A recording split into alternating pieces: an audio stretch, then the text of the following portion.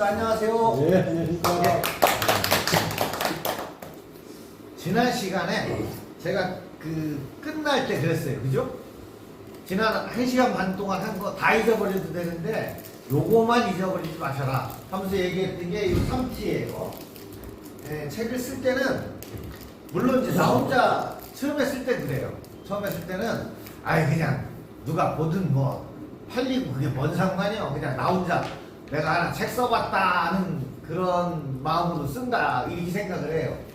그런데 실제 써보면 욕심이 생겨요. 될 수 있으면 내가 이렇게 고생을 해서 쓰는데 가능하면은 한 사람이라도 더 보고 한 권이라도 팔려서 사람들이 알아봐주고 또 유용하게 쓰고 이러길 바라게 돼 있어요. 그러려면은 요 3T 제목을 잘 들어야 돼요. 그래야 사람들이 이게 제목을 가지고 대충 어떤 거라는 짐작을 하고 유인된단 말이에요. 그 다음에 이 책은 유아용 도서는 뭐예요? 유아들을 위한 거란 말이에요. 그죠? 그리고 뭐 이렇게 학술 도서는 공부하는 사람들을 위한 거 다 이렇게 있어요. 근데 그거보다 좀 더 세분하게 나눠서 이제 각 책마다 노리는 대상이 있다고요.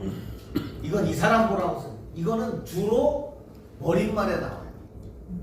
머릿말에 나는 이 책을 왜 쓰게 됐다. 이러이러한 사람들에게 내가 도움을 줄 목적으로 썼다. 아니면 겸손하게 내가 이걸 썼는데 이런 분들이 봐줬으면 좋겠다. 이런 분들에게 뭐 최소한 도움이 좀 될 것 같다. 이런 식으로 겸손하게나마 머릿말에 타겟팅을 적어요. 왜? 사람들이 책을 사러 가면 일단 제일 먼저 뭘 보냐면 디자인을 봐요. 디자인이 산뜻해야 돼. 디자인이 칙칙하고 촌스럽고 막 얼룩덜룩하고 그러면 책이 좀 없어 보여요. 눈길이 안 가. 근데 보니까 디자인이 산뜻하고 깔끔하고 표지가 이뻐. 색깔도 이쁘고. 그럼 이렇게 가서 보는 거예요. 그럼 그 다음에 뭘 보느냐? 그 다음에 제목을 보는 거예요. 그렇잖아요? 제목이 솔깃하고 나한테 필요한 책인 것 같아. 그러면 제목을 본단 말이에요. 그 다음에 뭘 보냐? 목차를 보는 거예요. 그 제목이라면 내가 생각하는 내용이 실제 들었나? 그래서 목차를 보면 목차에 자세하게 나올 거 아니에요. 그러면 이 목차에 내가 원하는 내용이 있다. 그러면 거기서 구매를 결정하는데 조금 세밀하고 소심한 사람들은 하나 더 보는 게 있어. 그게 머릿말. 왜? 머릿말을 보면 나는 이래서 이 책을 썼다. 나는 이 책이 이런 데 쓰이기를 바란다. 이런 사람들이 읽어줬으면 좋겠다. 라는 내용을 써요. 그러니까 머릿말이 괜히 쓰는 게 아니에요. 거기다가는 내가 이 책을 쓴 목적, 이 책이 어떻게 쓰였으면 좋겠다. 누가 읽었으면 좋겠다. 그리고 이제 맨 마지막에 클로징은 뭐예요? 이 책을 내는데 도와준 누구누구에게 감사한다. 출판사에도 고맙다. 뭐 이런 식의 아주 정해진 틀이 있어요. 그래가지고 거기다가 누가 읽었으면 좋겠다라는 걸 반드시 써요. 그래야 한 권이라도 팔린단 말이에요. 그래서 대상이 중요하다는 거예요. 이 책을 쓰면 있잖아요. 누가 사볼 거라는 게. 그걸 정해놓고 써야 된단 말이에요. 그 다음에 제가 그랬죠. 시기. 유행 지난 건 안 쓰는 거예요. 지난 시간에 뭐라고 설명드렸냐면 지금 유튜브 시대 아니에요. 막 전부 다 애도 어른도 다 유튜브에 미쳐가지고 하루 종일 유튜브만 보고 앉았는 시대에 유튜브로 뭐 이렇게 메시지를 전달하고 소통하고 다 이 유튜브 하는데 요새는 유튜브 책 쓰면 잘 팔려요. 유튜브 관련 책을 쓰면 잘 팔린다고. 왜? 유튜브 하는 사람들이 하는 목적이 뭐죠? 대중에는 별의 목적이 있지만 대개는 뭐예요? 돈 벌려고 하는 거예요. 유튜브에 대박 터지면 어떻게 돈을 버나? 근데 저도 마찬가지예요. 대충 유튜브 하면 돈을 잘하면 번대더라까지는 아는데 어떻게 하는 건지 어떻게 하는 건지 모르잖아. 그걸 자세하게 책으로 써서 너도 한번 해봐라. 이렇게 하면 되더라. 이런 책은 팔린단 말이야. 그런데 지금에 와서 이제 뭐 다 지난 거, 옛날에 유행했던 거, 뭐 그런 걸 쓴단 말이에요. 예를 들어가지고 뭐 여기 계신 분들은 뭐 잘은 모르시겠지만 저도 안 해봤던 거니까 무슨 이제 뭐 싸이월드니 뭐 이런 거 있어요. 젊은 애들 사이에 폭발적으로 유행했다가 쏙 들어간 거. 그런 거는 그때는 모를까 지금 그걸로 책 쓰면 아무도 안 사요. 그런 거죠. 시기가 정확해야 된다. 요 시대에 맞는 이 흐름에 맞는 책을 써줘야 된다는 거죠. 물론 시대를 안 타는 책도 있어요. 시대를 안 타는 책. 그런 책을 뭐라고 그러는지 아세요? 성장책. 명작. 고전. 또는 고전. 고전 명작은 시기를 안 타요. 정말 우리가 죽기 전에 꼭 읽어야 될 책들 있잖아요. 세계 명작, 한국 명작선 이런 거. 이런 거는 시기 안 타요. 자, 그래서 이제 지난 시간 얘기를 복기해 드렸고, 책 쓰는 사람들이 제일 무서워하는 게 이거예요. 집필. 직접 쓰는 거. 이게 무서워서 겁이 나니까 책을 쓸 생각을 못 하는 거야. 근데, 집필은 사실, 겁이 나죠. 왜? 안 써봤으니까. 산을 올라가기 전에 평지에서 산꼭대기를 보면 까마득해요. 아유, 저걸 어떻게 올라가? 하지만 2시간 이후에, 2시간 후엔 어디에 있어요? 내가 거기 올라가 있어. 어떻게 하다 보니까. 한 걸음씩 가다 보니까, 아니, 뭐 한 1000m 되는 산 바닥에서, 주차장에서 이렇게 운동화 끈 매면서 이렇게 보면 어때요? 한숨이 턱 나오지. 저걸 언제 올라가지? 근데 2시간, 3시간 후면 어디가 있어? 내가 거기서 야구하고 있는 거예요. 못할 것 같지만 한 발짝 한 발짝 하면 가는 게야. 이것도 마찬가지예요. 덮어놓고 겁을 먹는 거지. 저렇게 두꺼운데 야 이거 아이고 내가 이걸 이렇게 되는 거지. 근데 누군가 일러주고 하면서 차곡차곡 따라오게 하면 갈 수 있어. 그래서 우리 글 쓰는 사람, 책 쓰는 사람들은 꼭지라고 얘기해요. 한 꼭지, 두 꼭지. 글의 하나의 단위. 그걸 한 꼭지라고 그러는데 영어로는 패라그래프라고 해요. 그래서 목차를 잘 정리해 놓고 하나씩 쓰는 거야. 예를 들어서 양 원장님이 이제 차에 대해서 쓴다. 그러면 뭐예요? 독일차와 서양차로 큰 1장, 뭐 차의 역사, 2번째 2장, 서양의 차, 3 동양의 차. 동양의 차에서 해놓고는 중국의 차, 한국의 차, 일본의 차 이렇게 하면 구분해서 하나씩 나와요. 그럼 한국의 차는 뭐예요? 전라도 차와 경상도 차의 차이고 이렇게 잡아나가고 이게 좁혀나가는 거예요. 그래서 그거에 대해서 하나씩 쓰면 되는 거지 뭐 별거요. 그분들 쓰라니까 겁을 내지만 말로 하라면 1시간 떠들어. 잘 나와. 그걸 쓰면 되는 거예요. 그걸 겁을 먹으니까 보문산도 여기서 밑에서 보면 깜깜해요. 근데 30분 40분이 올라가요. 그까짓 거. 그런 거예요. 그래서 제목을 정하고 서문이 뭐예요? 서문이 바로 머릿말이란 말이에요.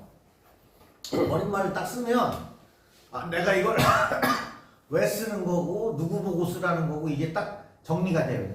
그래서 머릿말을 먼저 쓰는 거야. 그럼 내가 이걸 이런 사람들을 위해서 쓰니까 이런 내용을 담아야 되겠다는 게 중심이 딱 잡혀요.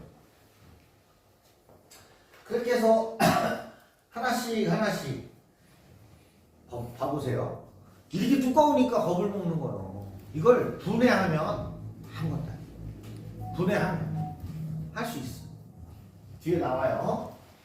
그래서 혼자 못 가면 여러 번 가본 사람 산 탈 때도 산악대장 따라가면 되는 거예요. 산악대장은 뭐 다람쥐처럼 잘 타요. 왜? 산을 많이 타봤기 때문에.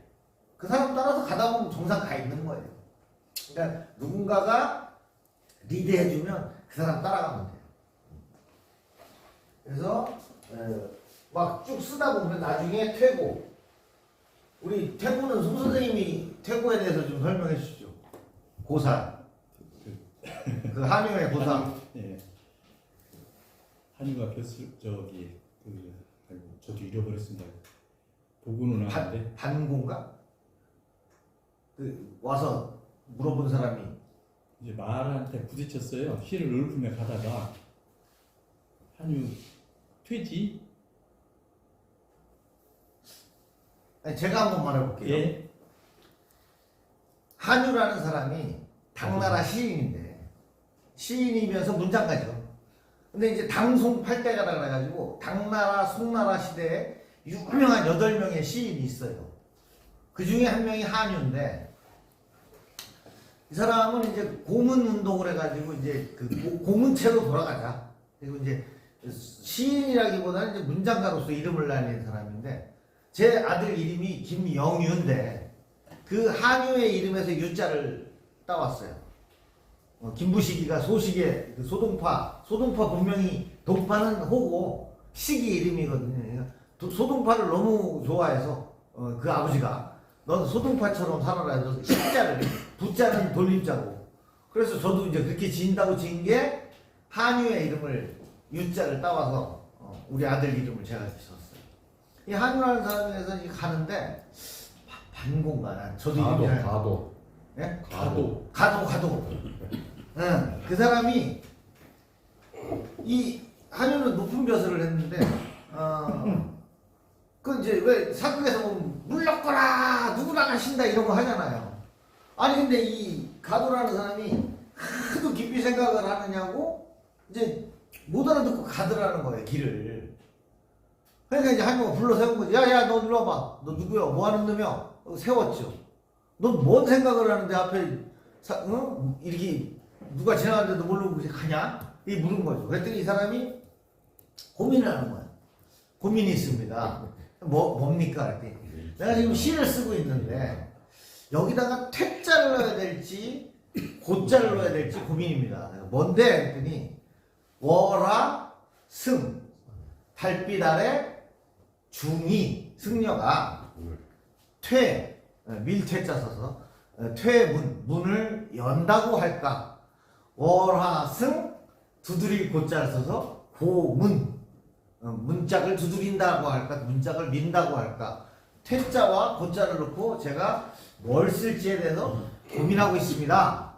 이런 얘기를 했다는 거죠. 그래서 퇴와 고 뭔가 고민하면서 고치고 하는 걸 퇴고라고 그때부터 이제 거기서 나온 말이에요. 이제 대개는 알고 계신데 보니까 저도 사전에 찾아온 게 아니라 헷갈리네요.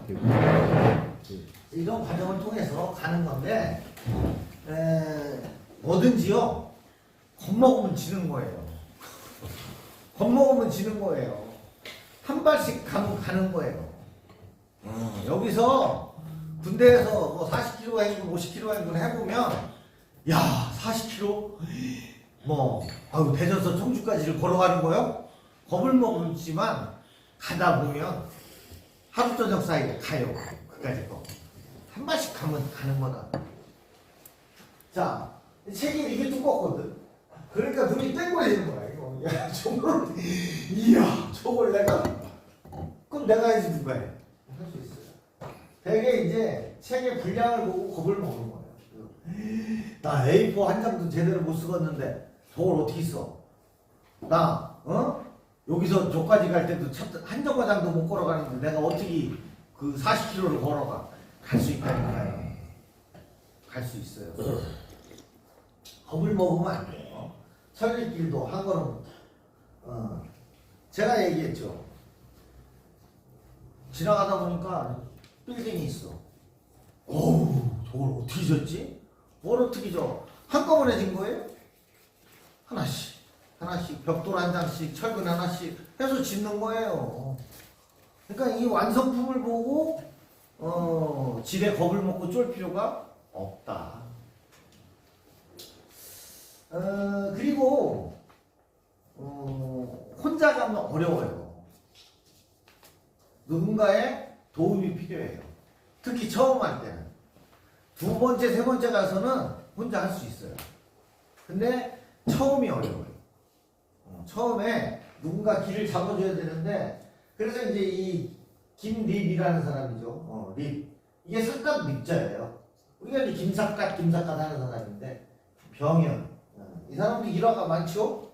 과거 시험에 급제를 했는데, 자기 할아버지 문제가 나왔죠.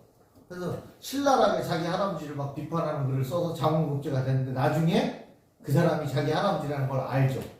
그래서 야 이거 내가 그리고 당시에 이 사람이 그 1807년도면요 어떤 때냐면 정조대왕이 1800년에 죽고 돌아가시고 승하하시고 그렇게 하고 60년 세도정치 기간이에요. 그때는 순헌 철종이 있었는데 순종, 헌종, 철종이 있었는데 이건 아무 바지사장이야. 힘이 아무것도 없는 왕이야. 그 누가 실제로 왕이에요? 노시토 김씨. 저기 안동 김씨가 왕이야. 김조순이, 김병학이 뭐 그 누구야? 아이고 갑자기 생각이 안 나. 그래서 이 사람도 그 잘 나가는 안동 김씨 집안이었는데 뜻한 바가 있고 정말 이 세상이 우습게 돌아가는 것에 염증을 느끼고 삿갓 쓰고 이제 돌아다니면서 시만 쓴 거예요. 근데 이 사람이 세상을 풍자하는 시를 많이 썼죠. 세상을 풍자하는 시를 많이 썼는데 이 사람이 쓴 시는 진짜 대단히 풍자성이 우리나라 시 중에 이 사람은 한시도 많이 썼고요. 그 다음에 이제 이 한글 시조도 많이 썼어요. 그런데 이 풍자와 해악이라 그러죠. 이렇게 말하는 것 같은데 속뜻은 이런 말을 무지하게 많이 했어요. 그래서 이제 여기 이 사람이 한 말 중에 스스로 아는 것은 늦게 알게 되고, 그죠? 내가 스스로 혼자서 뭘 하려면은 무지하게 어려워요. 뺑뺑 돌아서 막 가. 그런데 누군가가 도와서, 도울 본자죠. 알게 된다는 것은. 누가 도와줘서 나를 이렇게 하는 거야. 가르쳐 주면 뭐라고요? 일찍조자예요. 일찍 알게 된다. 쭉 한번 읽어보세요. 이렇게. 선생님 한번 읽어보세요. 글씨를 못이나 그런 거예요. 아무리 근데 이게 맞는 얘기예요. 혼자 가려면 힘들어요. 전문가가 괜히 전문가가 아니에요. 옆에서 조금만 거들어주면 훨씬 수월하게 가는 거예요. 두 번째, 세 번째 하고 나면 네 번째부터는 뭐예요? 내가 전문가예요. 그때부터. 저도 책을 처음에 한 권 써보고 처음에 쓸 때는 어려웠지 아무래도. 두 권 쓰고 세 권 쓰니까 그 다음부터는 뭐예요? 그 다음부터는 내가 책 쓰기 선생이야. 그래서 사람들이 책 어떻게 쓰는 거냐고 묻고 뭐 하도 그러길래 그럴 게 아니라 그걸 내가 책 한번 써야 되겠다 해서 쓴 책이 저거예요. 그렇게 되는 겁니다.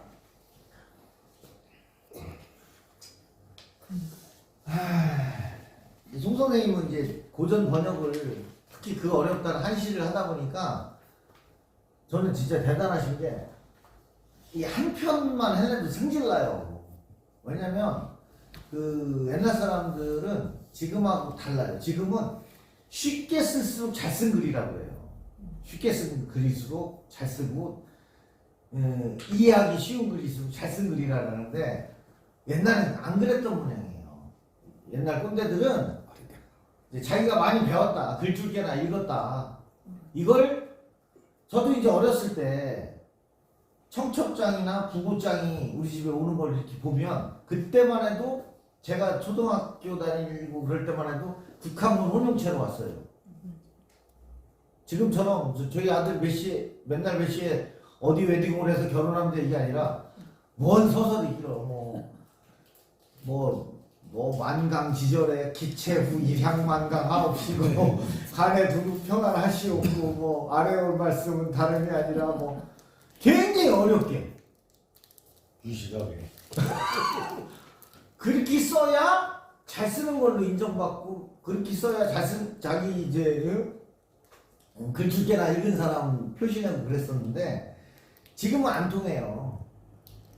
그럼 뭔 짓이요? 쉽게 편하게. 그래서 제가 초등학교 다닐 때는 지금 30몇 년, 40년 전인데 40년도 넘었네. 근데 그때는 그렇게 쓰는 게 잘 쓰는 거라고 그랬지 뭐 지금은 절대 그렇게 안 써요. 근데 그보다도 더 먼저는 엄청 어렵게 써요. 그러니까 중국에서 발행하는 고전, 중국 역사책이라든가 이걸 잘 머릿속에 넣고 있지 않으면 도저히 해석을 할 수가 없고 이해할 수가 없는 뭐 그런. 근데 요새는 그렇게 쓰면 안 돼요. 요새는 자 봐요. 이 글에는 구어체라는 게 있고 문어체라는 게 있어요. 그죠? 구어체 말할 때, 문어체 글 쓸 때. 예를 들어 갖고 지금 제가 예를 들어 갖고 그랬어요. 그죠? 뭐뭐 해 갖고 이런 말을 글에다 쓰나요? 아니죠.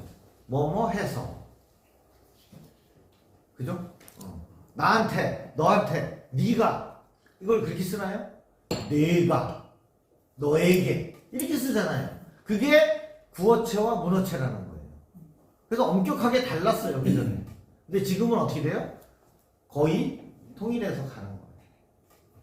구어체와 문어체의 특별한 구분이 없이 가는 거예요 지금은.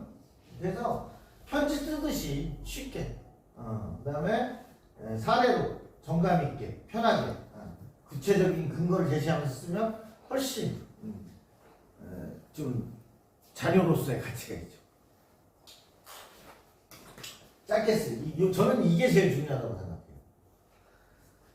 제 책을 출판사에서 엄청 좋아해요. 왜냐면 읽으면서 쑥쑥쑥쑥 들어온대. 그래서 내가 물어봤어요. 왜 그런 거 같아요? 그랬더니 뭐 여러 가지 이유를 대는데 내가 잘 보세요. 내 책은, 내 글은 마침표가 굉장히 많아요. 한 줄에 하나씩 마침표가 있어요. 뭐뭐 했다, 이렇게 했다, 이렇게 했다, 그리고 이러했다. 그러니까 딱딱딱 되잖아. 법원에서 그 판결문 쓰는 거 보셨어요? 여기서부터 한 페이지 끝나도록 마침표가 없어요. 거기는 그렇게 쓰는 게 그쪽 뭐 원칙인가 봐요. 피고 누구는 뭐 몇 년 며칠에 뭐뭐 하였는 바 뭐 어떻게 하여서 뭐 하였는데 이렇게 해가지고 마침표를 안 찍어요. 계속 가요. 중학교 영어하고 고등학교 영어가 바로 그 차이예요. 중학교 영어 같으면 끝나요. 단어만 이렇게 좀 이렇게 알면 되는데 고등학교 영어는 뭐예요? 뭐뭐 했으나 that which but 해가지고 막 끊어지질 않는 거야. 그리고 이 전체 문장이 일리 가서 얘를 수식하고 막 이러니까 이제 머리가 터지는 거죠. 짧게 쓰면 읽는 사람도 편하고 쓰는 사람도 편하고 짧게 쓰는 글이 제일 잘 쓰는 글이에요. 한번 실제로 제가 나눠드린 책 좀 보셔요. 저는 그래요, 실제로. 마침표를 계속 찍어요. 근데 그래서 이해 못해나요? 오히려 이해가 더 잘 되죠. 그래서 저는 그거 보면 알아요. 이 문장을 얼마나 길게 쓰냐만 보면 이 사람이 잘 쓰는 사람인가 못 쓰는가 알아요. 잘 쓰는 사람들은 그렇게 어렵게 막 이렇게 안 해요. 복문이라 해서 복문 안 쓰고 단문. 나는 뭐뭐 했다. 너는 뭐. 그 소나기 같은 소설 보면 대표적인 단문이에요. 비가 왔다. 그 애가 강을 건너고 있다. 뭐 이렇게 해가지고 윤초신의 집 딸이었다. 뭐 이렇게 딱딱딱 간결하게. 그래야 소통이 잘 돼요. 빠르고. 자, 맨 처음에 있잖아요. 착상하는 거예요. 책을 쓰려면 내가 뭘 좀 한번 써볼까. 우리 이모일 원장님처럼 나 아리랑 자료가 많은데 아리랑 좀 한번 써볼까? 착상. 생각을 처음 하는 거예요, 지금. 그 다음에 뭐 어떻게 해요? 구상을 하는 거예요. 아니, 아리랑을 쓴다고 그러면은 어떻게 하면 될까, 대충. 아리랑에 내가 갖고 있는 거 이렇게 해서 유래 좀 쓰고, 뭐 지역별로 경상도 아리랑 얘기 좀 쓰다가, 전라도 아리랑 쓰다가, 경기도 아리랑 쓰다가, 이렇게, 이런 식으로 대충 머리에다가 생각하는 거. 해볼까? 네, 한다면 대충 요 정도 하면 되지 않을까? 요걸 구상이라고 해요. 요까지. 그런 다음에 어떻게 하느냐? 그 다음에 이제 구성을 하는 거야. 쉽게 말해서 목차를 짜는 거지. 제대로. 그래서 아이 요거하고 요거는 비슷하니까 이거 빼고 뭐 이렇게 해서 목차를 제대로 만들어 보면 이제 뼈대기가 나와요. 건물의 뼈다귀를 세우는 거지. 목차 세우면 반은 쓴 거야. 그래서 여기다가는 이거를 지역별로 나눌 건가 아니면 뭐 시대별로 조선 초기 거, 중기 거, 말기 거로 나눠서 할 건가. 경상도, 전라도, 충청도 아리랑으로 나눠서 할 건가. 지역별로 나눌 건가. 이런 식으로 구분을 해서 제대로 틀을 딱 짜는 걸 구성한다고 그래. 그 다음에 어떻게 하는 거예요? 그 다음에 이제 쓰는 거예요. 이 구상과 구성을 건너뛰고 좀 써볼까 하고 이 걱정부터 하니까 하늘이 무너지는 거예요. 그걸 어떻게 해, 내가.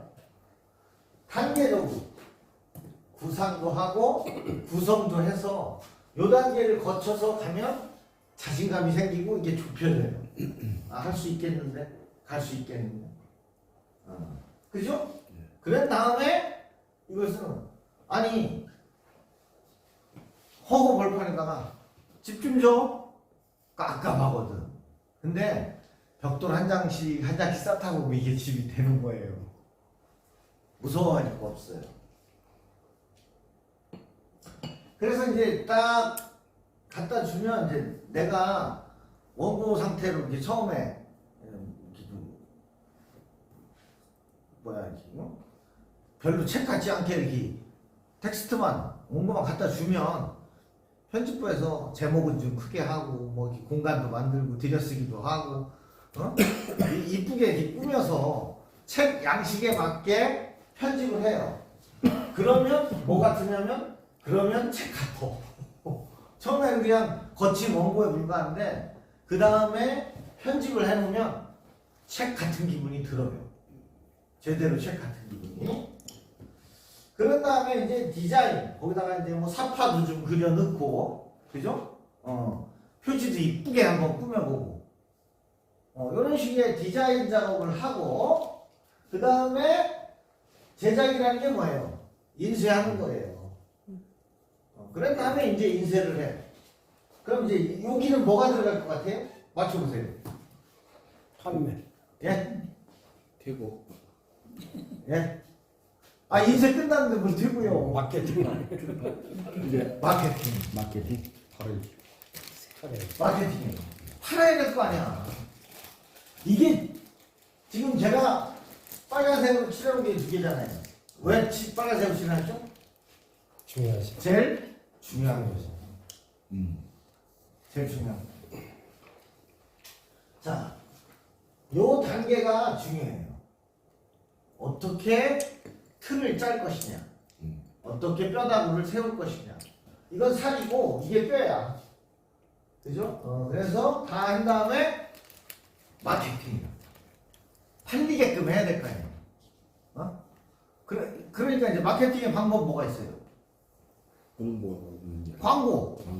라디오 틀면 나오고 신문에 나오고 TV에 나오고 유튜브에다가 뭐 어디 올려가지고 막 퍼뜨리고 그런 것도 있고 또 뭐가 있을까요?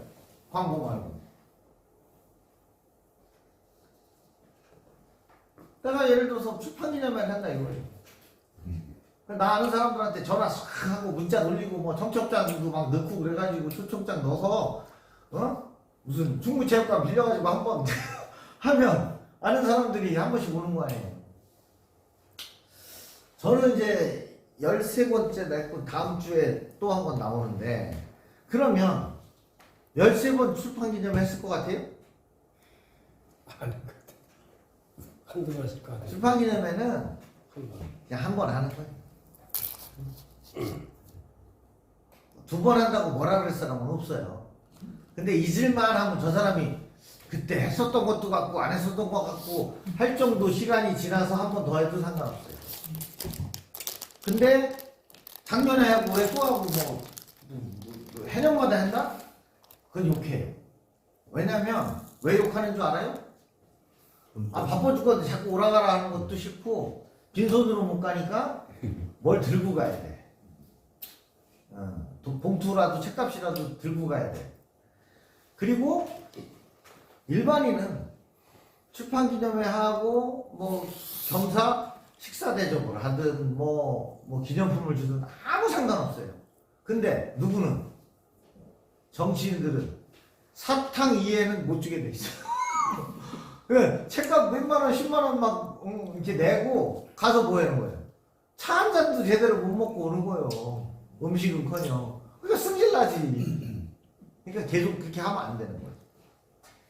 그래서 마케팅하는 방법은 출판기념회도 있고 저는 이제 이번 달 안에 책이 하나 나오는데 저는 그냥 제가 이제 유튜브 하니까 그 똘똘한 사람 하나 섭외해서 둘이서 책 내용 갖고 이렇게 토크하는 거 한 1시간 정도 영상 찍어서 그걸 이렇게 뿌리려고 해요. 그게 출판기념회지 뭐. 저는 그러려고 해요. 그러니까 여러 형태가 있어요.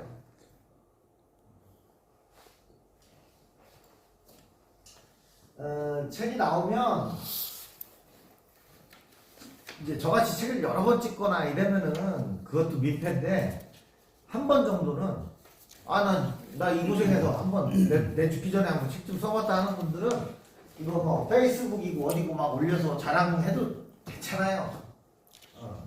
그 다음에 이제 출판기념회를 하기도 하고요. 북 콘서트를 해가지고 사람들 열어놓고 뭐 다음은 누가 격려사 하시겠습니다. 다음은 누가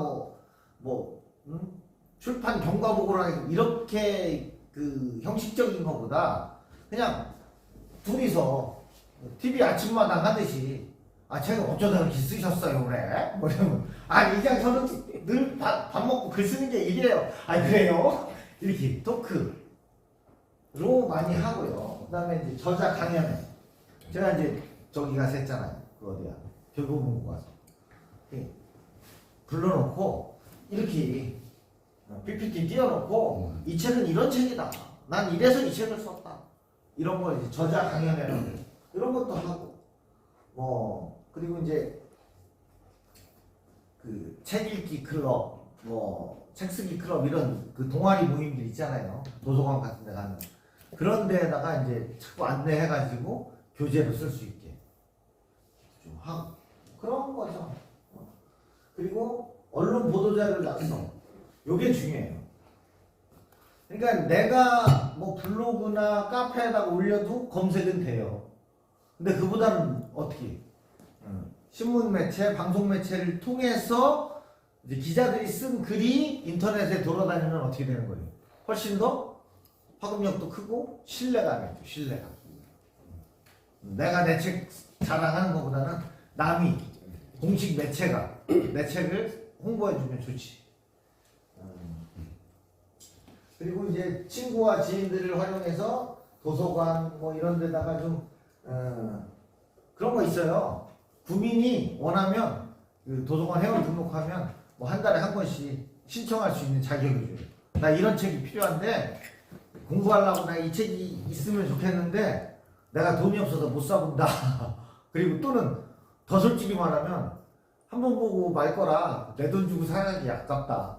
도서관에서 좀 사줄 수 있니? 해서 신청하는 게 있어요. 그런 거 하면 선착순이기 때문에 뭐 이 책은 안 돼 이런 거 유해 도서 아니면 다 사줘요. 그래서 아니 내 책이 전국 여러 도서관에 꽂히고 좋잖아요. 좋잖아요. 그렇게 하는 거예요. 팔리지 않는 책은 아무 소용없습니다. 팔리지 않는다는 건 읽지 않는다는 거니까요. 책은 전국으로 깔리는 내 홍보 포스터예요. 생각해보세요. 대전 손님이 책이라고 썼는데 교보문고 가서 광화문 가서 어디야 강남 가서 거기 신간에 딱 내 책이 있는 거야. 맨 처음에 책이 나오면요 며칠간 기회를 줘요. 대형 서점에서. 그래서 이제 좀 많이 뿌려주기도 하고 처음에 며칠 동안 어떻게 하느냐 얘가 들어놓여 있는 거야 책이. 뭔 얘기인지 아시죠? 신간하고 이제 베스트 이렇게 팔리는데 따로 있잖아요. 네.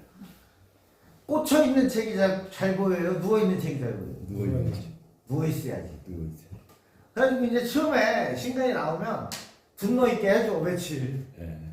그래서 들어놓여 있었는데 초기에 올라 이게 좀 팔려. 예. 그럼 너 며칠 더 들어놓여 있어. 이렇게 되는 거예요. 근데 처음에 했는데 일주일 기회를 줬는데 들어놓여 있으라고 그랬는데 이게 하나도 안 팔려. 그럼 어떻게 되는 거야? 너 저기 가서 서 있어. 그럼 이제 저기 가서 꽂히는 거야. 그때부터는 진짜 안 팔려. 그래서 처음 이 책이 나와서 시판되기 시작해서 들어놓여 있을 때 가서 많이 팔아주는 게 최고. 근데 예를 들어서 내가 뭐 여기 큰 서점에 갔어. 내가 아는 사람 책이 여기 있네. 여기서 10권을 사가지고 이렇게 가서 결제를 했어. 그건 한 권 산 걸로 기록돼요. 베스트셀러 이렇게 할 때, 카운팅 할 때. 근데 5명이서 갔어, 식구가. 그래서 너는 저기 가서, 너는 1번 카운터, 너는 2번 카운터 가서 따로따로 이렇게 계산해. 그거는 카운터가 다 돼. 예를 들면. 그리고 요새는 책 인터넷으로 사거든요. 온라인 거래요. 그래서 주문하면 책이 한꺼번에 뭐 20권, 30권. 이건 큰 도움이 안 돼요. 하나씩 팔아줘야 돼요. 진정성 있는 독자가 몇 권을 사갔느냐가 중요한 거거든요.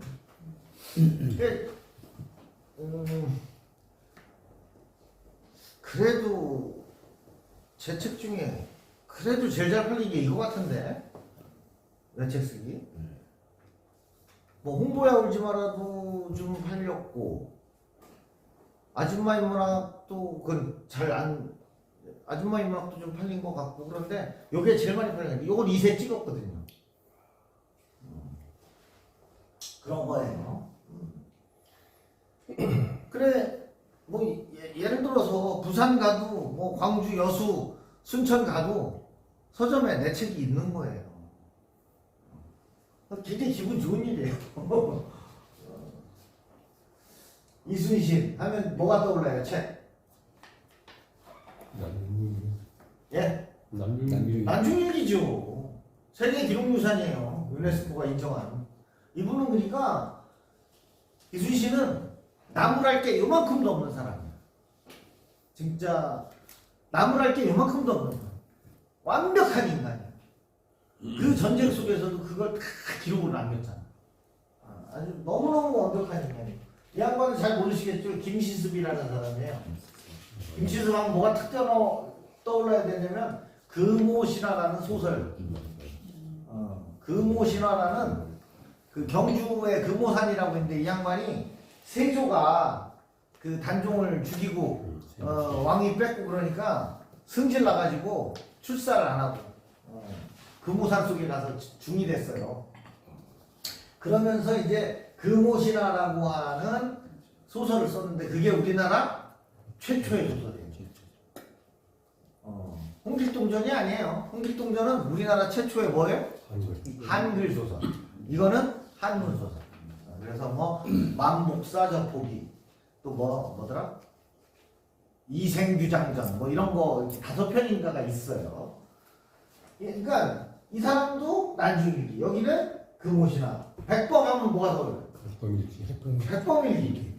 백범일지인가 일기인가? 이렇게 그때까지 갑자기. 네. 이 양반은 잘 모르세요? 허준. 호주. 응. 동의보감. 동의보감. 허준의 동의보감은 이 동아시아 한중일에서는 최고의 책이에요. 의학서 중에. 중국에서도 아주 대단한 책으로 인정받은 책이고 유네스코에서 인류 기록문화가로 지정했어요. 이 양반은 잘 모르죠 얼굴. 송시열 박지원. 송시열? 연암이에요. 박지원. 박지원. 연암 박지원. 열아일기 박지원 하면 또 뭐가 떠올라요? 열아일기. 여기는 순원 산민기 순원 아니? 단재. 현재 신치호. 네, 단재 신채호 선생. 단재 하면 뭐가 떠올라요? 조선 상고사. 조선 상고사. 우리 한반도의 고대사. 여기서는 우리는 이제 반도사관이라 해가지고 여기 지금 지금의 남북한 영토 안에서 모든 역사를 해결하려고 그러잖아요. 근데 이 양반은 우리 인류의 우리 한민족의 기원을 만주 저 위로 잡은 거지. 우리나라 5,000년 역사 중에 반도에서 사는 거는 2,000년이고 반도 넘어서 저 그 위에 부여, 옥저, 동해, 고조선 다 그 만주를 거느리고 살았는데 왜 자꾸 반도로 찌그러뜨리냐 역사를. 그래서 이 중국 그 만주를 현지를 다 다니면서 조선의 그 고대사를 다시 쓴 분이 어디 사람이에요? 대전. 대전 아니? 저기 있더라. 여기 원암. 우암은 어디 사람이에요? 선생님 옥천. 이건 옥천에 탄생하고 해덕에서 활동하고 이제 바로 그거예요. 우암은 원래 이제 이 회덕이 고향이란 말이에요. 근데 나서 자라기는 없어졌어. 옥천 가서 왜? 거기가 왜 흘러간 거예요? 거기가 외가야. 옛날에 몸 풀려면 친정으로 가는 거 아니야. 그래서 외가야 거기가. 그래서 옥천 구룡리에서 이제 성장했다고 나서. 그러면은 저 양반은 옥천 사람이에요? 대전 사람이에요? 대전 사람. 근데 전통적인 우리 가치관으로는 대전 사람인 거지. 회덕 사람인 거죠. 단재가 똑같아요. 단재가 청원군 낭성면 사람이야. 여기 청주. 청주 낭성면. 근데 외갓집이 어디야? 여기 원암동. 그래서 여기서 난 거야. 외가에서. 그럼 이 사람은 청주 사람이에요? 대전 사람이에요? 서로 아니 단재 선생 그 동상이 어디 있어요? 서대전 사거리 공원에 있잖아요. 예전에 인물 뭐 신채호 선생 뭐 하는데 청주 사람들은 웃기고 앉았네. 왜 단재가 대전 사람 이렇게 얘기해요. 기념관은 충분히 저장해놨어요. 거기 도교육청에서 운영하는 교육원이 있어요. 여기 대전은 뭐라 그래요? 대전식 교육원 연수원 뭐 이렇게 해놨거든. 거기는 단재 연수원이에요. 그 이름이. 경기도에도 교육청에서 운영하는 연수원이 있어요. 딴 데는 뭐 경북 연수원, 뭐 전라남도 무슨 교육청 연수원 이런 식으로 이름을 넣었는데 청주는 단재 교육원이라고 했어요. 그리고 경기도는 율곡 연수원이에요. 여튼 단재는 조선상고. 이게 다 뭐냐면 여러분들 같은 이 뭐랄까 학문에 관심이 많고 이런 어른들은 이 주요 인물 정도는 얼굴하고 이름 매칭할 수 있어야 되고, 저 사람 인물이 딱 나오면 뭐가 나와야 돼요? 저서가 탁탁탁 나와야 돼요. 읽어보진 않더라도 저 사람이 무슨 책을 썼다라는 것 정도는 탁탁탁 나와야 된다는 얘기.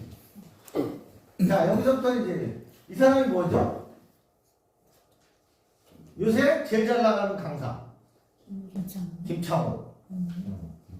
이 사람은 대전서 제일 잘 나가는. 그러다가 장정도. 그 전에 유튜브 안 할 때 일요일 날 CMB 틀다 보면 이렇게 계속 나왔었잖아요. 그때부터 떴던 거 같더라고요. 저는 여기 학자 중에 이 사람을 제일 좋아해요. 김정은 교수. 김정은 교수. 여가학이라고 해가지고 노는 방법에 대해서 많이 연구한 사람이에요. 난 저 사람 책을 2번, 3번 읽고 그냥 직장을 딱 때려쳤어요. 그냥 한국 사람들이 일에 미쳐서 살고 일 중독으로 살고 그냥 뭐 공부 중독, 일 중독, 응? 경쟁 중독 이렇게 살 필요가 뭐 있느냐. 근데 그거를 논리적으로 딱 그 책을 읽고 아주 띵 하고 충격이 컸어요. 그래서 맞아 내가 왜 이렇게 살아? 하고 직장을 뛰어나온 게 저예요. 이 인간이 나를 직장에 뛰어. 근데 제가 제일 존경해요. 이게 마치 코미디안처럼 이렇게 비춰지는데 안 그래요. 정말 제가 볼 때는 공부 많이 한 분입니다. 그리고 저분을 보면서 느낀 건데 저분하고 또 김누리 교수라는 사람을 보고 느낀 건데 우리나라는 대학 교수 중에 90% 이상이 다 미국 가서 학위를 따고 미국 공부를 해오잖아요. 이 사람은 독일 공부했어요.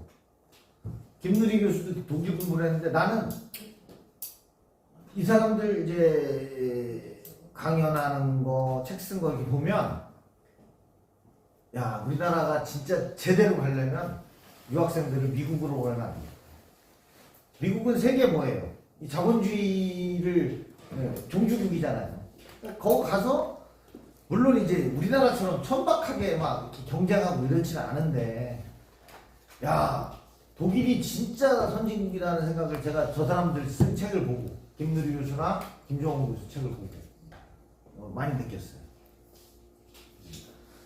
구성애 씨 요새 이제 한국을 갔는데 다 책이 있어요. 다. 이건 누구죠? 정우승 씨. 이건 누구죠? 김미경인지 이미경인지 헷갈려. 이 여자가 말투가 저하고 비슷해요. 왜 비슷한지 알아요?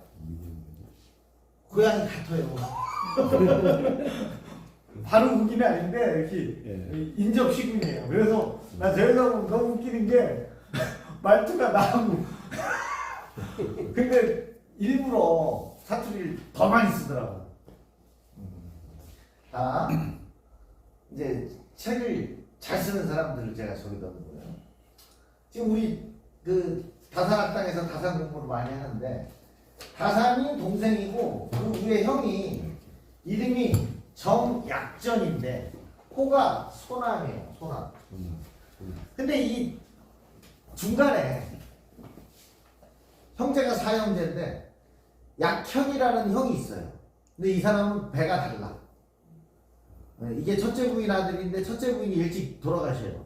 그래가지고 둘째 부인 이제 저기는 아니고 이제 상처했으니까 재혼을 해서 얻은 부인한테 약전, 약종, 약용 이 셋을 낳는데 이 셋이 천재예요. 서울시내 소문이 다 났어. 저 집 아들 셋이 그냥 그렇게 공부를 잘한다며 이렇게. 근데 중간에 약종은 천주교 박해 때 죽어요. 이 사람은 그냥 어지간한 신자가 아니라 아주 뭐랄까 굉장히 그 신앙심이 깊어가지고 그냥 순교해요. 그냥 뭐 뻣뻣이 쳐 그래가지고 그냥 쳐서 죽었어요. 근데 그 사람 때문에 약종 때문에 둘이 잡혀 들어가요. 왜냐면 정조가 계속 이제 펜스를 쳐줬어 이렇게 쉴드 친다 그러지 요새 말로 다 보호막을 쳐줬는데 정조가 갑자기 딱 죽었잖아요.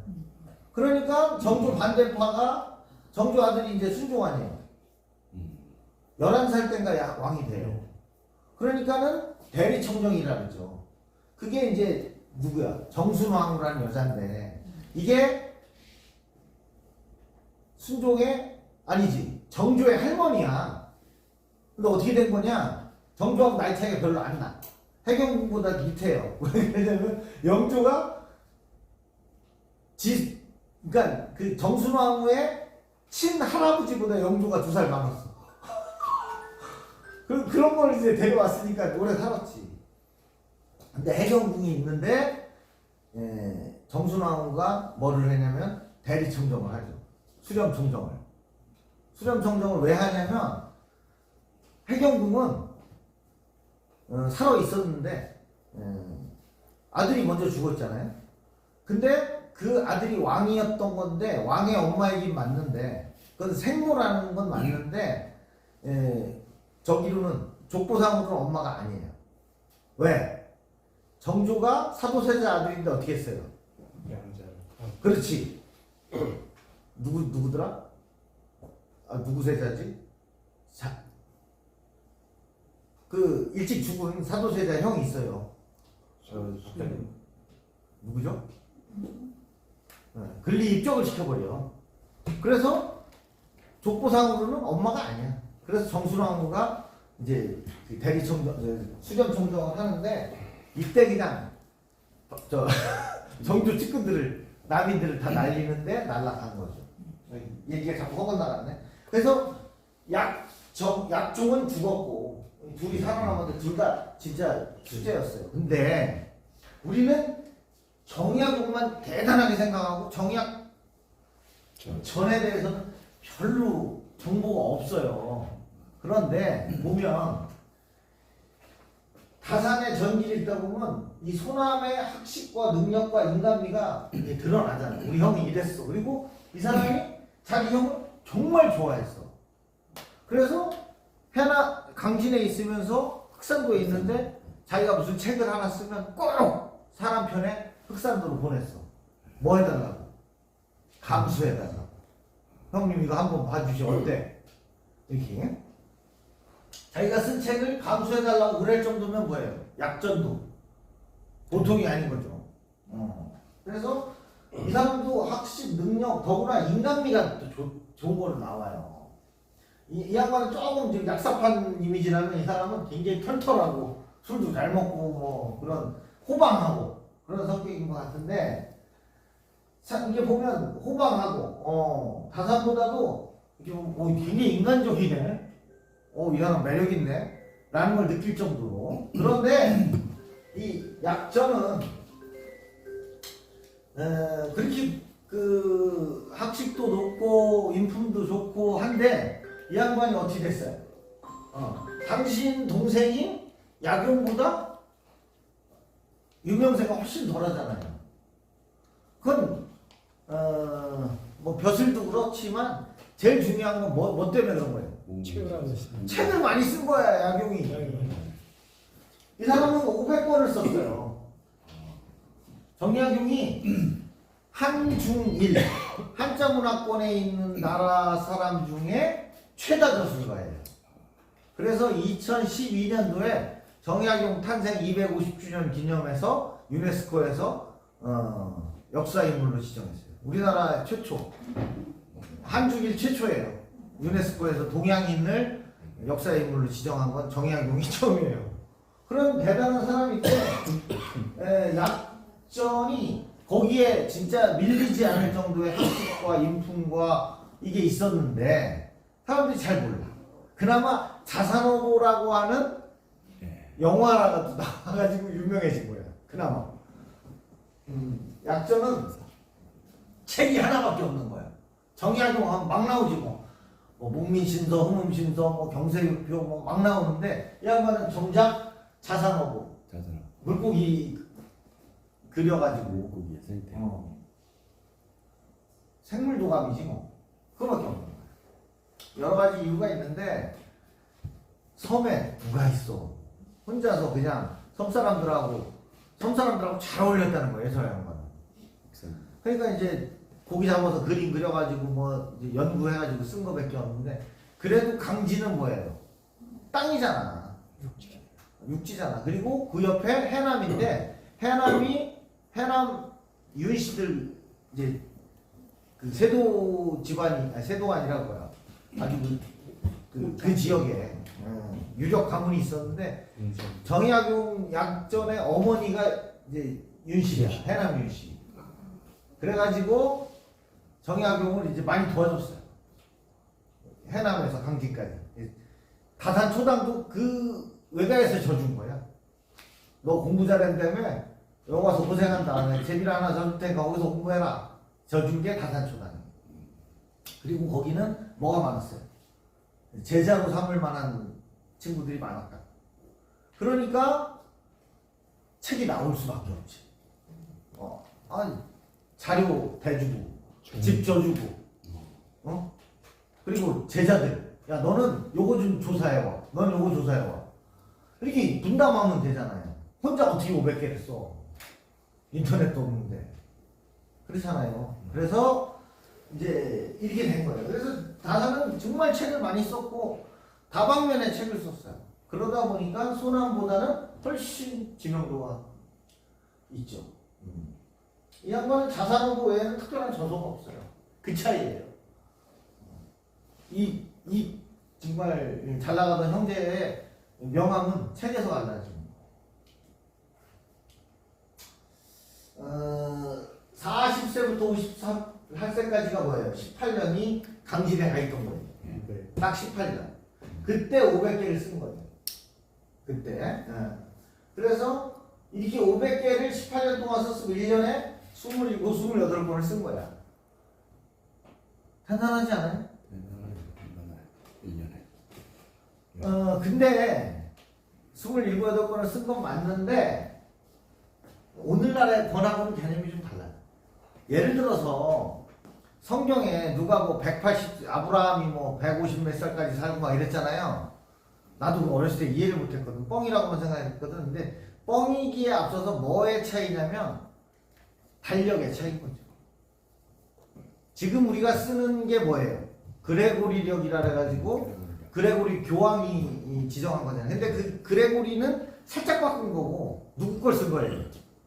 율리우스력. 시저. 율리우스 로마 시대. 기원 전에서 기원 후로 넘어가던 그때 사람이거든요. 그 율리우스력을 지금까지 쓴 거고, 이 율리우스력은 이집트력을 갖다 쓴 거고. 그 전에 아브라함 같은 경우에 뭐 몇천 년 전 사람인데 그때 뭐 지금 같은 태양력을 이렇게 율리우스력이나 그레고리력을 쓴 건 아니니까 오늘날과 1년의 그 단위가 다른 것 같아. 내가 볼 때는. 그러니까 180살을 살고 200살을 살지 어떻게 사람이 그 차이인 것 같아. 아무튼 이 양반이 1년에 27, 8번 했는데 내가 볼 때 주위에서 도와주는 제자들이 있었기 때문에 가능한 거예요. 물론 저 양반이 이제 총책임자로서 감수도 하고 아이디어도 내고 다 했겠지만 뭐 이렇게 일을 분담 해줬겠지. 강진에서 이제. 그래서 이 양반이 또 중요한 게 책을, 근데 요새 현대인은 저런 걸 별로 원치 않아요. 현대는 선택과 집중이야. 얘는 뭘 잘하면 돼. 뭐 하나는 얘가 최고야. 이걸 원해요.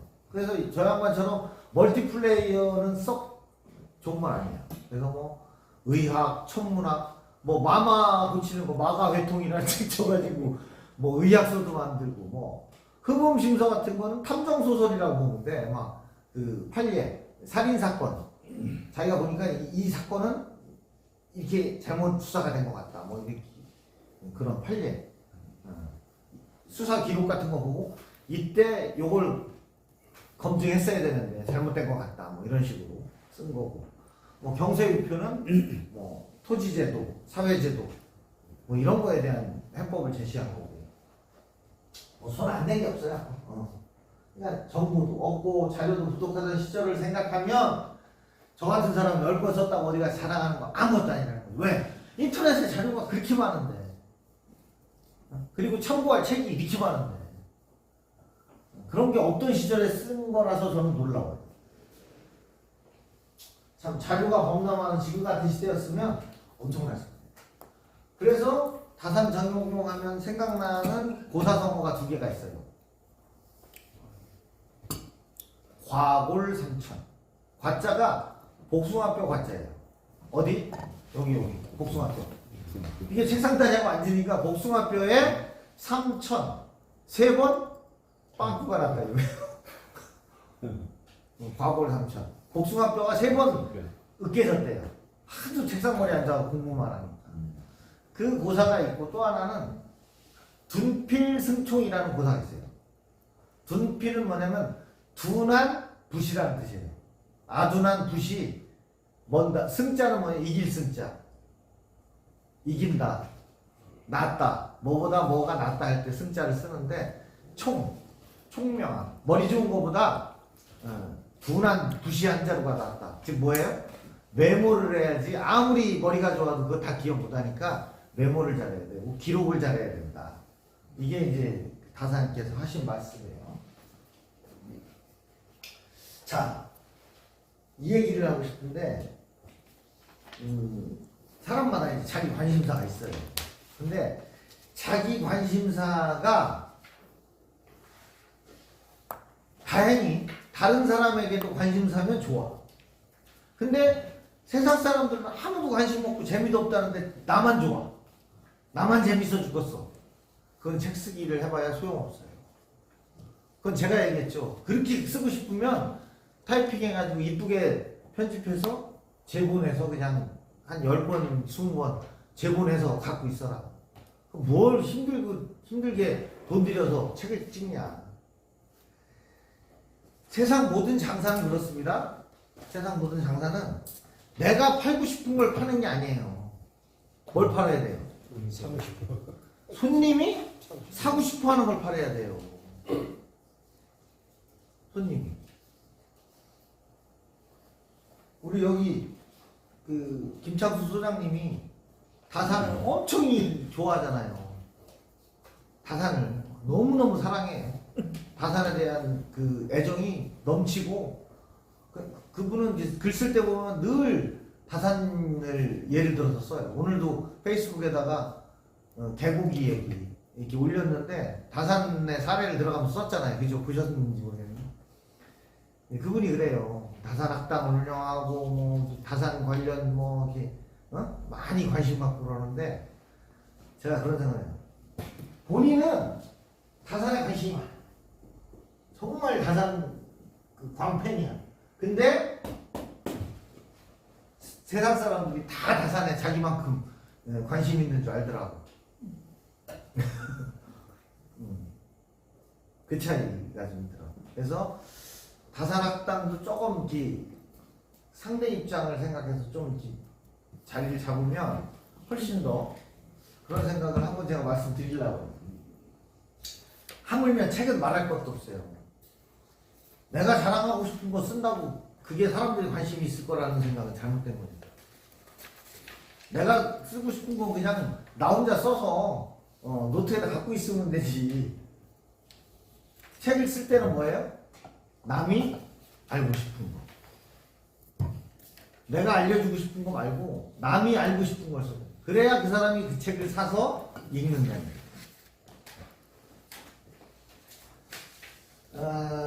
지난 시간에 대충 얘기했는데 책이 뭐 인문 교양서 이런 거 30년 전만 해도 전문가들, 교수들, 전문 작가들 이런 사람만 쓰는 거였어.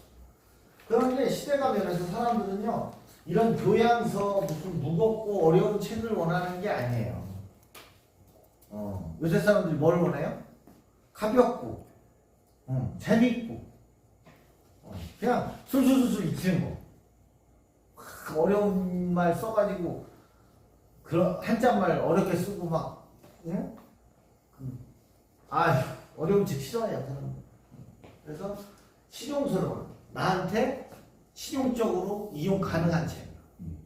그걸 원하면 그걸 어떻게 해줘야 돼요? 그걸 원하면 그걸 써줘야지. 독자는 시간과 돈을 투자해요. 요새 책 한 권에 15,000원에서 2만원 해요. 15,000원, 2만원 주고 사서.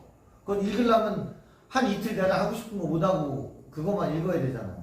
그러면 이 사람은 시간과 돈을 투자했는데 아무 이익이 없어. 그러면 참. 근데 제가 책을 요새는 내가 지금 바빠서 못 읽는데 저도 책을 좀 즐겨 읽는 편이에요. 근데 보니까 그래. 뭐가 차이냐면 책을 내가 예를 들어서 10권 읽었다. 근데 10권이 다 나에게 유익하고 재밌을 거라는 생각은 하시면 안 돼요. 10권 읽은 중에 한두 권, 이야, 이거 봐라 하는 게 나와요. 그걸 찾기 위해서 여러 얘를 읽는 거야. 한두 권 읽었는데, 야, 시간이 아까 이 시간에 유튜브를 보지. 이렇게 생각하는 사람도 있을 수 있는데, 제가 해보니까, 책을 10권, 20권 읽다 보면, 정말, 이 책 읽기 정말 잘했다 하는 책이 한두 권 나와요. 그걸 발굴하려고 여러 권 읽는 거예요. 다독을 하는 거예요. 제가 볼 때는 제 독서 경험에 의한. 그리고 그렇게 좋은 책은 한 번 읽으면 끝나는 게 아니에요.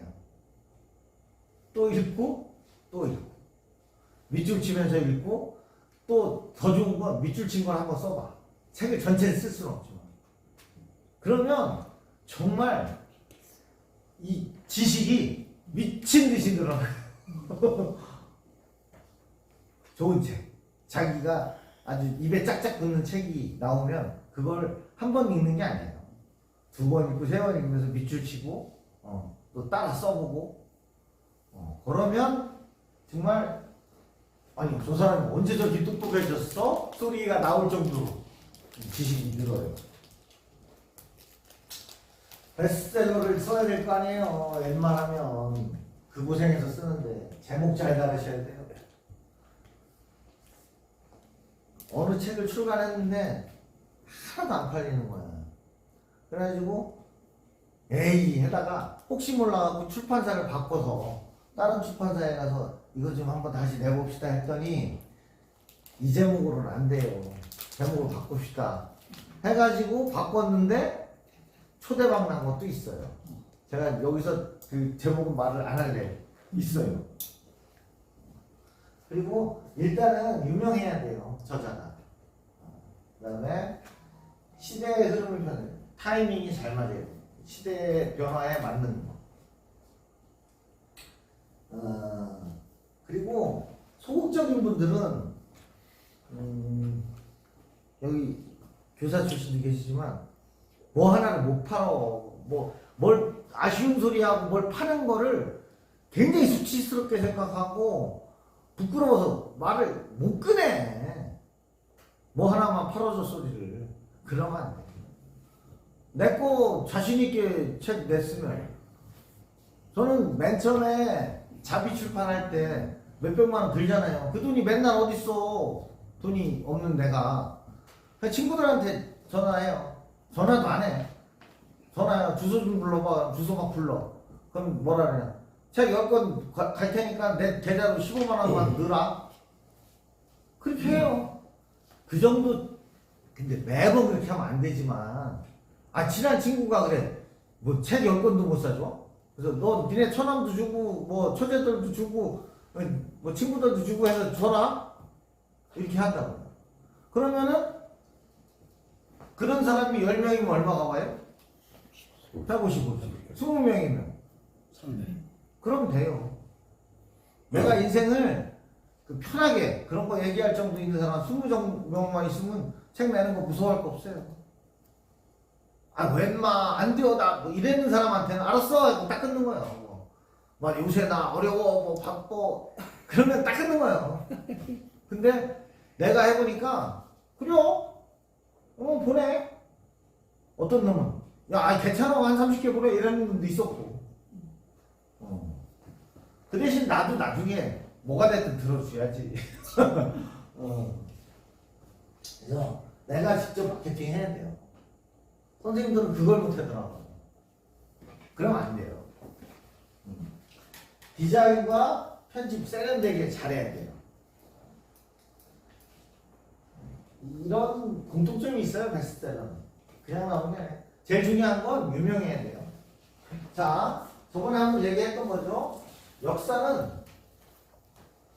고등학교 때 배우잖아요. 편년체가 있고 기전체가 있고 기사본말체가 있다. 그래서 편년체가 뭐예요? 편찬을 연도 순서대로 하는 문체예요. 그죠? 책 엮기를 연도 순서대로 엮는 거야. 몇 년도에 이런 일이 있었다. 몇 년도에 이런 일이 있었다. 이렇게. 시간 순서대로 역사를 기록해 나가는 걸 편년체 역사라고 해요. 근데 기년체 같은 경우에는 본기는 뭐예요? 왕의 업적이죠. 열전은 왕은 아니지만 굉장히 영향력 있는 당대의 사람들. 예를 들어서 공자는 왕은 아니었지만, 그죠?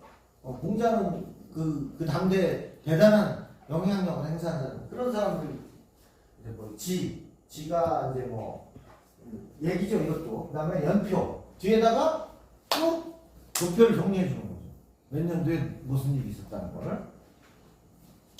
이런 식으로 기술하는 거예요. 그러니까 그 전에 역사는 다 연월 일별로 편년체로 기록을 했는데 누가 사마천이라는 사람이 사학이라는 책을 쓰면서 역사 서술의 방법을 확 바꾼 거예요. 그러면서 옛날 얘기처럼 쓴 거예요. 옛날에 뭐 무왕이라는 사람이 있었어, 문왕이라는 사람이 있었는데 이 사람이 이러면서 옛날 얘기처럼 이 사람의 이야기를 쓰는 거예요. 그랬더니 어떻게 되는 거예요? 더 재밌잖아. 딱딱하지 않고 거기서 하나를 잡아가지고 그 인물에 대해서 사건에 대해서 기술을 하니까. 네, 이제 기사본말체도 그런 거죠. 이렇게 해서 사건 위주로 이렇게 쓰는 거예요. 그러니까 자서전을 쓰고 싶은 분들이 주위에 참 많은데 제가 저 얘기를 하는 거예요. 몇 년도에 뭐 했다, 몇 년도에 나는 뭐 했다는 뒤에다가 부록으로 연표를 하나 정해주는 거예요. 1951년 충남 대전시 대덕구 탄동면 무슨 리 출생, 몇 년도 탄동초등학교 졸업, 이렇게 정리해주면 될 거 아니야.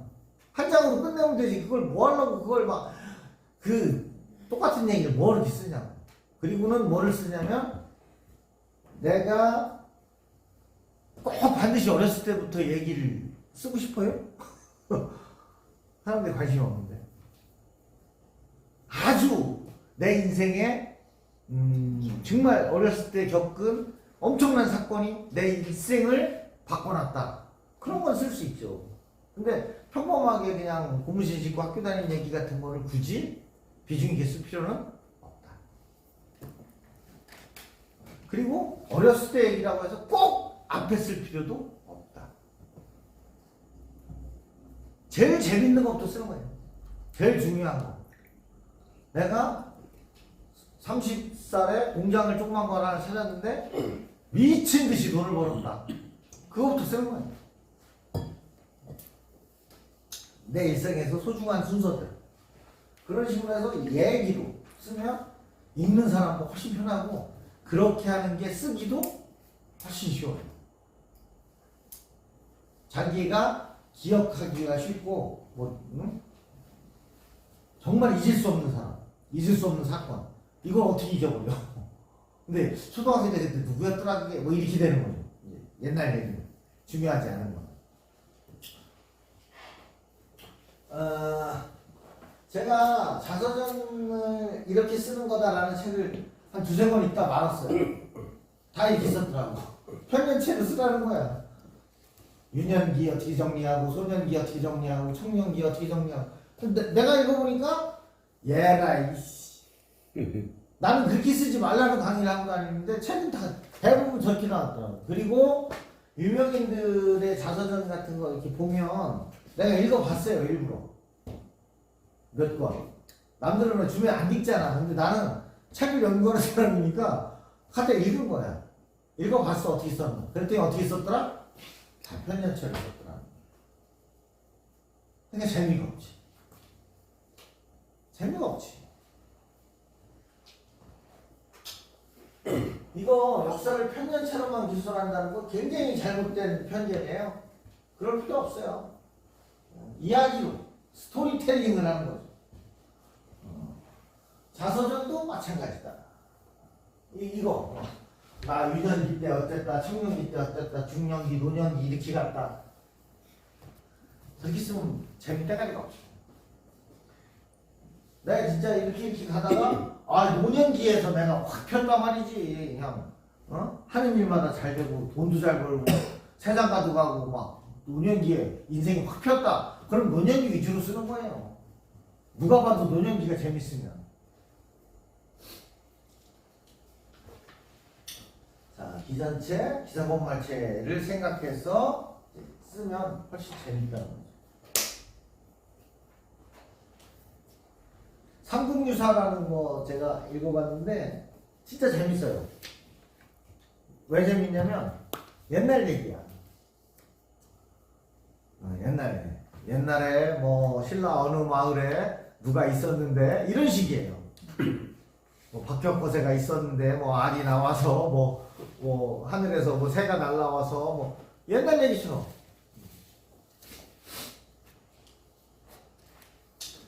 특별한 사람 아니면 자서전 써봐야 본인하고 자식하고 둘밖에 안 되고요. 쓸 필요 없어요. 나중에 힘이 남고 돈이 남고 돌아가면 그때는 쓰셔요. 내 노하우를 누군가에게 전할 수 있는 책을 쓰셔야 됩니다. 앞에 제가 일러주는 대로 책을 이렇게 쓰셨던 분들이라면 내 자서전은 굉장히 쉽게 쓸 수 있어요. 한번 써보거나. 세상에 많은 책 중에 자서전이 차지하는 비율은 0.1%입니다. 그만큼 인기가 없는 책이라는 거죠. 이 얘기 한번 해볼까요? 자서전 작가 있잖아요. 누가 이제 자서전을 대필해주는 작가가 있을 거 아니에요. 정말 100만 원 받고 해주는 놈부터 1억 원까지 진짜 막 한용가땅 차이에요. 한용가땅. 작가의 유명세, 그 다음에 의뢰인의 경제적 능력이 다른 만큼 돈을 받는 것도 그렇게 달라요. 대기업 회장이 우리나라에서 최고 잘 나가는 소설가나 작가 불러다가 하면 뭐 100만 원 줄 것 같아요? 그렇진 않을 거 아니에요. 그리고 뭐 아름아름 어떻게 아버지 친구 뭐 이런 사람한테 뭐 돈 많이 달라고 그래요? 받는 것 자체가 민망스러워서 얘기도 못하는 거죠. 대기업 오너가 이제 전기를 쓸 거 아니에요. 그러니까 세상은 넓고 할 일은 많다. 이런 제목이 김우중 머리에서는 안 나왔을 거란 말이야. 응? 이 언어의 진짜 천재들의 머릿속에 나온 거란 말이야. 그래도 그 사람들이 써줬겠지. 그러니까 김우중의 세상은 넓고 할 일은 많다 같은 경우에는 자서전이지만 성공한 자서전이에요. 인기 많았지. 정주영 자서전은 뭐죠?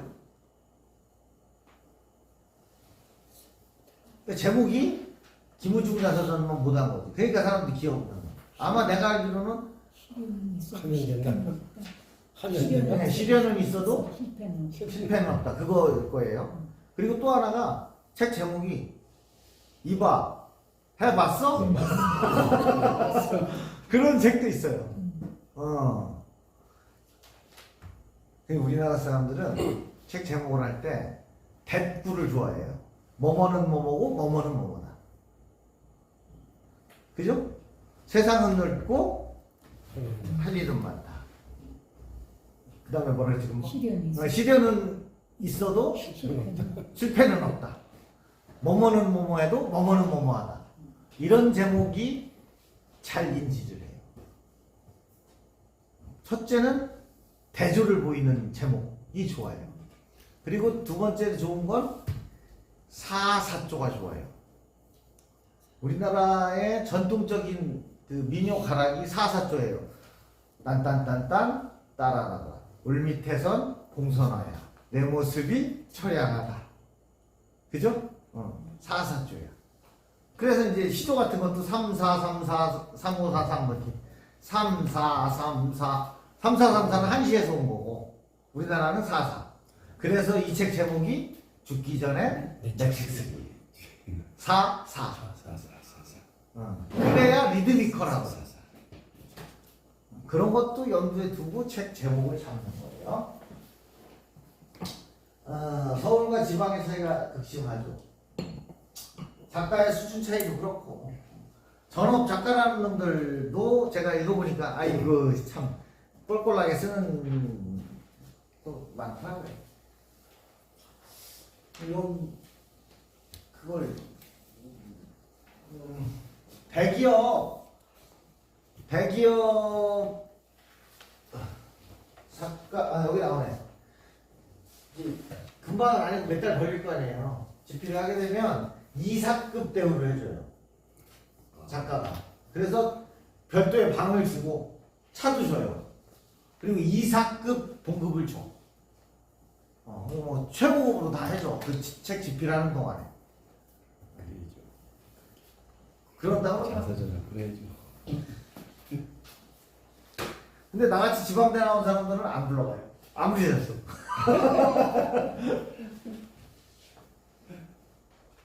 한 권의 책으로 인생을 바꾼 사람들.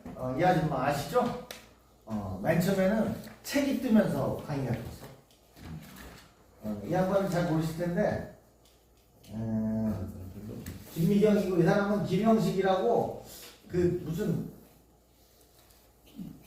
오너인데, TV 광고 나왔었어요. 자기가. 그 전에 한동안, 그 CEO들이 직접 출연해서 광고 찍는 게 유행했었잖아요. 뭐, 별이 7개, 뭐 장수 침대 그런 거, 그다음에 뭐더라? 그 숙취해소 음료 천사. 여명 천사 뭐 이런 거. 이 양반이 아마 처음 했을걸? 이런 사람들이 책으로 유명해진 사람이에요. 이 사람도 지금은 아무도 안 찾죠. 왜냐면 마음을 비우래. 내려놓으세요. 욕심을 버리세요. 비우세요. 그래놓고 저는 채웠어. 무슨 수십억 자산 가려면. 스님이? 예. 모르셨어요? 그래서 뉴스에 막 터지고 그 다음부터는 아무도 안 찾잖아. 이 뺀들뺀들하게 생겨가지고는 하버드나 우리나라 사람들은 서울대 나왔다 하버드 나왔다라면 다른 거 아무것도 안 봐. 그냥 뻑뻑 가는 거야. 저하고 말투가 비슷한 김미경 씨. 제가 봐도 김창호하고 비교를 해보면 김창호는 웃기려고만 해. 웃기려고만. 그리고 강의 컨텐츠가 그거야 보면. 근데 이 아줌마는 정말 공부를 많이 했다 싶은 게 젊은 사람들한테 정말 좋은 얘기 많이 해주더라고요. 훨씬 강의 콘텐츠가 좋아. 내가 탄탄해.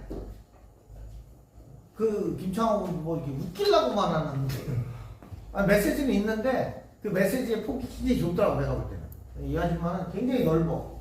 그래서 나하고 동양이라서 내가 좀 편해하나? 아니 굉장히 메시지가 좋아. 대중들한테 젊은이들에게 던져주는 메시지가 긍정적이고 신선해. 이런 책을 다 썼어요. 이 아저씨도 10m만 더 뛰어봐 하는 책으로 아주 성공했었죠 한때. 이 사람이 초등학교 선생님 하다가 어느 날 때려치고 전주 사람인데 전주에서 초등학교 선생님 하다가 자기 아버지가 너무너무 큰 빚을 져가지고 자기가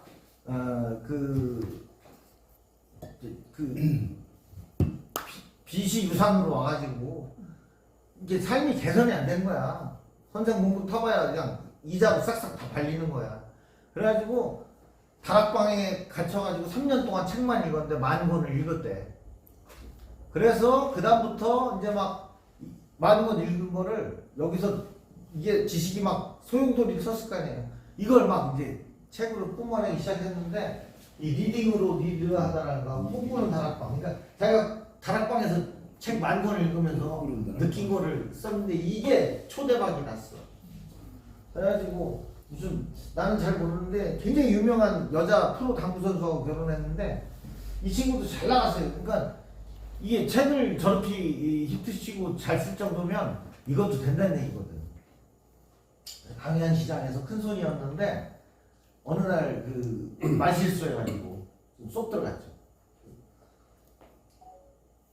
그런 거고요. 이건 김난도라는 서울대 교수. 아빠 아프니까 정춘이다 하나 갖고 그냥 출판기를 흔들흔들 했었죠. 이런 사람들, 이 사람들이 다 좀 오래된 책이긴 한데 이럴 거면 나랑 왜 결혼했어? 제목이 좋아서 잘 팔린 책이에요. 이 책 끝내줬지. 우리 아이 공부가 안 되는 진짜 이유, 난독증. 이래놓으니까 엄마들이 미친듯이 우리 애들 난독증 아니야 하면서 다 산 거야. 그죠? 얘도 전주 사는 애인데 이 20살짜리가 한복만 입고 다녀. 한복집 딸내미일 거야 아마. 그래가지고 지가 막 한복 화보를 무지하게 찍고 다니면서 그거를 나는 한복 입고 홍대 간다라는 책을 넣었는데 얘도 이걸로 책 한 권으로 인생 완전 반전했어. 떴었지. 그런 사례예요. 그리고 이 사람은 그 책 쓰기 책을 썼는데 제가 이 책 쓸 때 제일 많이 참고하고 영향을 보고 아, 이 사람 생각이 맞다. 저도 이제 많이 배웠어요. 그래서 이 사람이 이젠 책 쓰기다라는 책을 썼는데 이 책을 제가 많이 참고했어요. 아, 책 내용이 좋더라고요. 그렇듯이 이제 그보다는 제가 또 한 숟갈 더 얹어서 진일본된 제 얘기를 썼을 거 아니에요. 그리고 또 이걸 보고 누군가가 한 숟갈 더 얹어서 이렇게 가야 인류가 발전하는 거예요. 그래서 지식인은 책을 써야 된다고 제가 자꾸 얘기하는 거예요. 그래서 이 양반 똘똘하더라고요. 직접 강의하는 것도 들어봤는데 아, 설득력 있어요. 이런 책들 제가 도와줬던 책들인데 제가 좀 도와줘서 출판할 수 있게 해줬던 책들인데 정말 잘 안 팔려요. 그죠? 근데 이거는 어차피 선거 기간에 이제 쓰는 거죠. 이런 책들. 이것도 이제 이게 김충만 선생님 거예요. 아버지의 줄에서 좋잖아요. 책 제목 잘 잡았잖아요. 그래서 이것도 2세 찍었어요. 기본 이상 팔았어요. 제가 지난 시간에 얘기했던 성물공장 사장님. 이런 식으로 빨리빨리 할게요. 이제 책 있잖아요. 이렇게 두꺼운 책 쓸 생각 절대 하지 마세요. 이렇게 얇은 책도 생각하지 마세요. 제일 좋은 건 250페이지에서 300페이지까지. 우리가 갖고 있는 일반적인 책 250에서 300페이지예요. 여기 보시면 책을 보면 1장, 2장, 3장, 4장 또는 5장 또는 6장 이렇게 있어요. 장으로 나눠놨죠. 그리고 장 밑에 소 챕터, 아까 얘기했던 패러그래프가 있죠. 그래서 총 이야기가 40개에서 50개 있으면 제일 적당한 책 한 권이 나와요. 분량상. 근데 여기 계신 분들 다 마찬가지지만 자기 얘기 하려면 40지 이상 얘기할 거 나와요. 그러니까 어느 특수한 분야를 뭐 막연하게 뭘 얘기를 해? 할 게 뭐 있어? 이렇게 얘기했지만 예를 들어서 저하고 마주 앉아서 노트 해가면서 쫙 하고 싶은 얘기 이제 적어요. 그런 다음에 이거를 분야별로 시기별로 이렇게 조목조목 나눠. 그러면 딱 체계가 잡히면 그다음부터는 쓸 자신이 확 생겨. 그런 거예요. 대개 5장으로 한 장마다 8개에서 10개 정도 소단원을 만드는 게 일반적이에요. 한 주제당 10포인트 기준으로 2.5매인데 너무 많아. 2.5매 할 필요 없어. 1.5매면 돼. 내가 2매. 12포인트로 한 2매에서 그 정도 쓰면 돼요. 그리고 요새는 비주얼 편집이라 해가지고 시원시원하게 넘어가야 좋아하지 글씨만 빼곡하게 있으면 되게 싫어해요. 글씨도 큼직큼직하고 중간중간에 사파도 좀 한 장씩 넣고 이래야 가독성 있게 잘 넘어가요. 잘 뭐 그렇게 쓰는 거예요. 계속 하는 얘기지만 혼자 가려면 어렵다. 누가 도와주면 할 수 있다.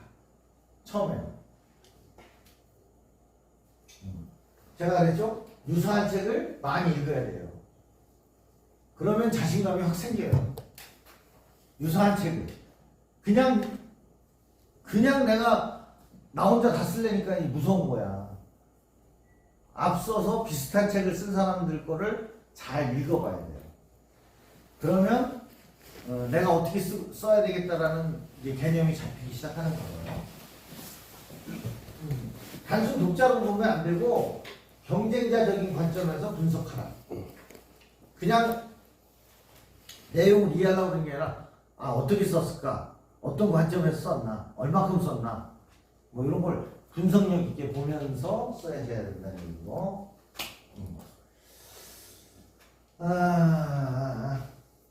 그런 거예요. 그 다음에 이제 머릿말이 중요해요. 여러분들 있잖아요. 혹시 책을 쓰고 싶은 마음이 있으시다면 오늘 당장이라도 가서 머릿말부터 써보세요. 아까 제가 그랬죠. 나는 이런 생각을 갖고 이 책을 썼다. 이 책에는 뭐뭐뭐런 내용을 담았다. 이 책은 이런 사람들에게 도움이 될 거다. 난 이런 목적으로 이 책을 썼다. 이걸 딱 정리해 놓으면 자신감이 확 붙어요. 머릿말을 먼저 쓰셔야 돼요. 그래서 구매를 결정하는 결정타가 되기도 하고요. 본문은 안 읽어도 머릿말은 다 읽어봐.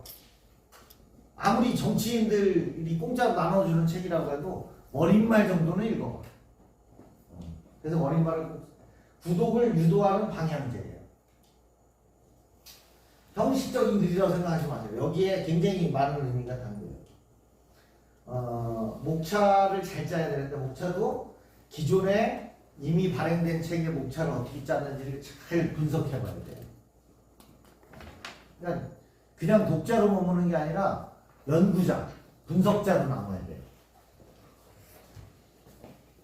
그래서 내 스타일의 목차를 참고해서 짜면 되고요. 인터넷에 보면 목차 다 나와요. 그럼 내가 쓰려고 하는 유사한 책들 사서 읽어보기 싫다면 그거만 이렇게 캡처해가지고 출력해서 분석을 하셔도 공부가 돼요.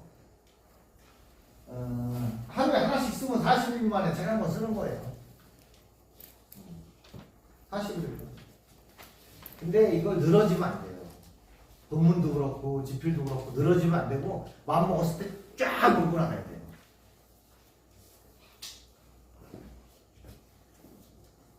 선생님 논문 쓰시기 정말 어렵죠? 저렇게 쓰셔야 돼요. 네, 그냥 쫙 쓰셔야 돼요. 그냥 문고리 잠그고 쑥과 마늘만 먹고 한 30일 그냥 죽다 살았어요.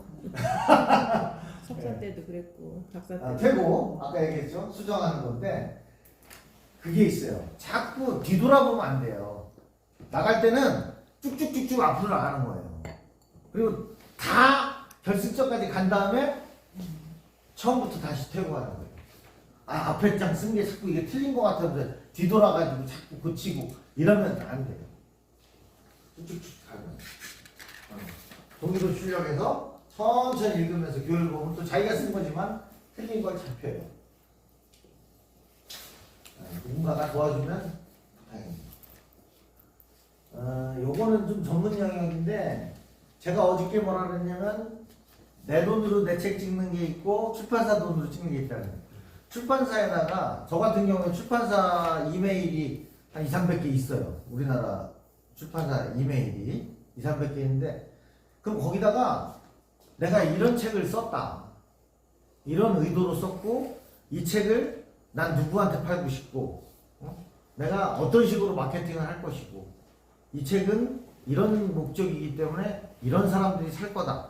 뭐 이런 계획서를 작성해서 이메일로 그 다음에 원고 맛보기 원고하고 예를 들어서 5장까지 있으면 그 중에 한 장이나 2장 정도를 이메일로 보내요.